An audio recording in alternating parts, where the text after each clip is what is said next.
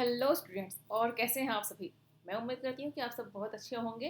और मैं हूँ प्रीति, और आज की करंट अफेयर्स की क्लास में आपका बहुत बहुत स्वागत करती हूँ।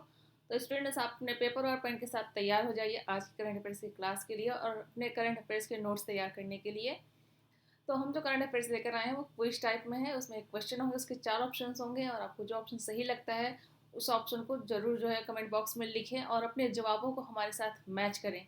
तो स्टूडेंट्स, हम करंट अफेयर्स की क्लास शुरू करने से पहले आपको अन अकेडमी के कुछ प्रमोशंस दिखा देते हैं। तो चलिए देखते हैं। ये आप देख सकते हैं, अनलॉक 20 फ्लैट 20% डिस्काउंट होगा आपको अगर आप इसमें इनरोल करते हैं। Unlock 20% of on all UPSC subscription using educators code. ये ऑफर जो है 2 फरवरी यानी 2 फरवरी तक एक्सटेंड कर दिया गया है, और हमारा जो कोड है वो है ओनली UPSC 10। उसको आप यूज़ करेंगे तो आपको जो है 20% का डिस्काउंट मिलेगा, और 10% प्लस और डिस्काउंट मिलेगा। आप इसमें देख सकते हैं कि जो प्लस कॉम्बो में है इसमें आपको 12 मंथ्स के लिए 49,352 रुपीज़ पे करने होंगे। आप इसमें सेव करते हैं 12,338 रुपीज़, और आइकॉनिक कॉम्बो में 63,195 रुपीज़ आप पे करेंगे 12 मंथ्स के लिए, और आप इसमें सेव करते हैं 15,799 रुपीज़। 24 मंथ्स के लिए प्लस कॉम्बो में आप 56,798 रुपीज़ पे करते हैं और सेव करते हैं 14,200 रुपीज़।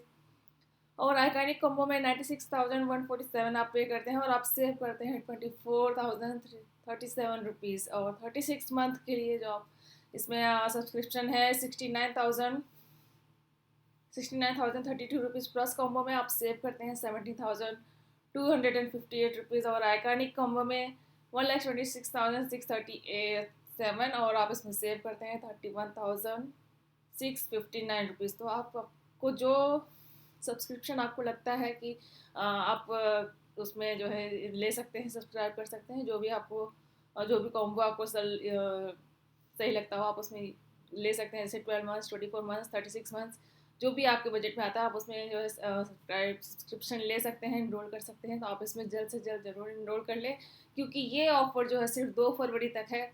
2 फरवरी के बाद हो सकता है कि इसकी प्राइस और ज़्यादा बढ़ जाए, और इसलिए आप इसमें 2 फरवरी तक जो है इनरोल करें। नेक्स्ट लाइक में देखते हैं, अन अकेडमी UPSC टॉपर्स हैं ये।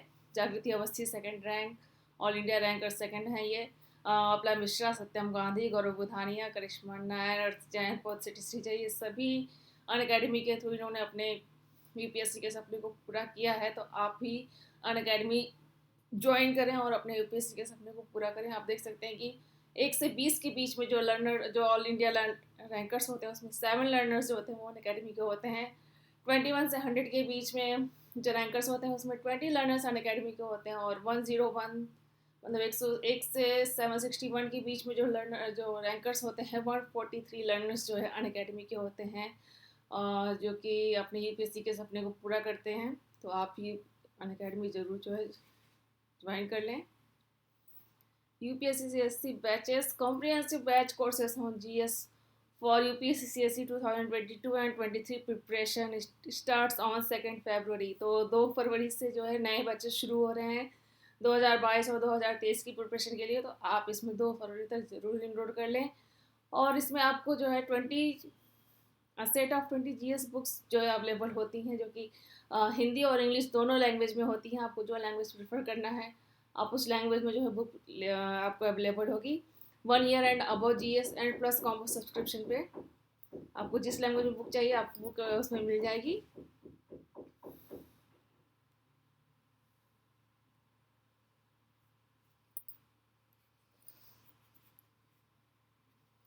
नेक्स्ट में है, accomplish your mission with Unacademy, level up your UPSC preparation with icon subscription. आपको 1-to-1 मेंटरिंग जो है दिया जाएगा आपको, personal learning experience with subject experts, study planner and mains question answer practice होगी आपकी, customize study plan with by review and strength your mains answer writing, open house with educators, get into interact with our top educators with Unacademy open house.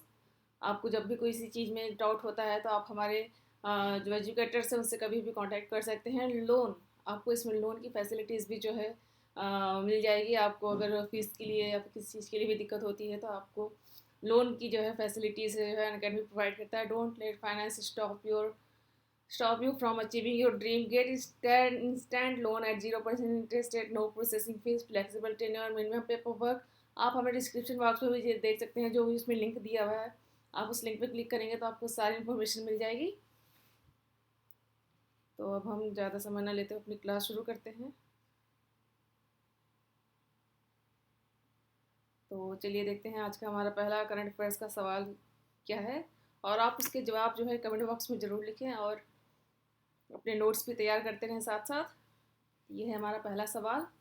हर साल किस तारीख को राष्ट्रीय आपदा प्रतिक्रिया बल NDRF की का स्थापना दिवस मनाया जाता है? और ये इसके 4 ऑप्शन: 19 जनवरी, B 13 मार्च, C 10 अप्रैल और D 29 जुलाई। तो आप अपने जवाब कमेंट बॉक्स में लिखें। चलिए देखते हैं सवाल का सही जवाब क्या है। तो इसका सही जवाब है ऑप्शन ए 19 जनवरी। हर साल 19 जनवरी को राष्ट्रीय आपदा प्रतिक्रिया बल यानी NDRF का स्थापना दिवस मनाया जाता है। इस बार NDRF का स्थापना दिवस होगा। NDRF को आपदा या संकट की स्थिति में विशेष प्रतिक्रिया के उद्देश्य से स्थापित किया गया था।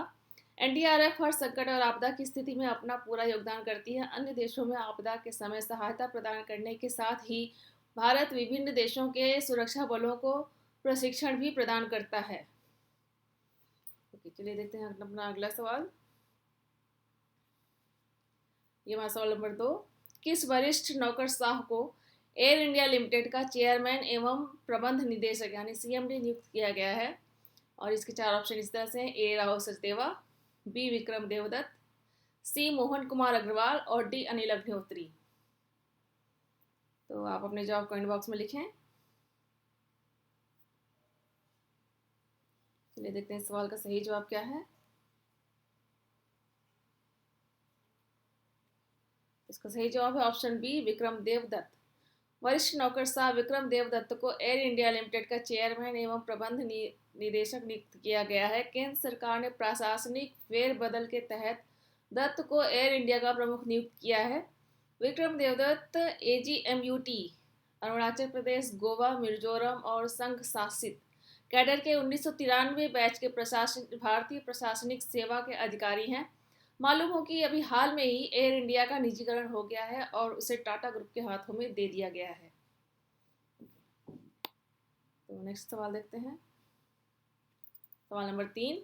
पद्मश्री पुरस्कार से सम्मानित निम्न में से किस मशहूर कार्टूनिस्ट का 97 वर्ष की उम्र में निधन हो गया है?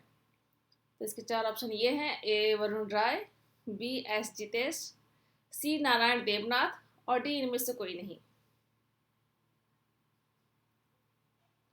तो सवाल का सही जवाब क्या हो सकता है, चलिए देखते हैं।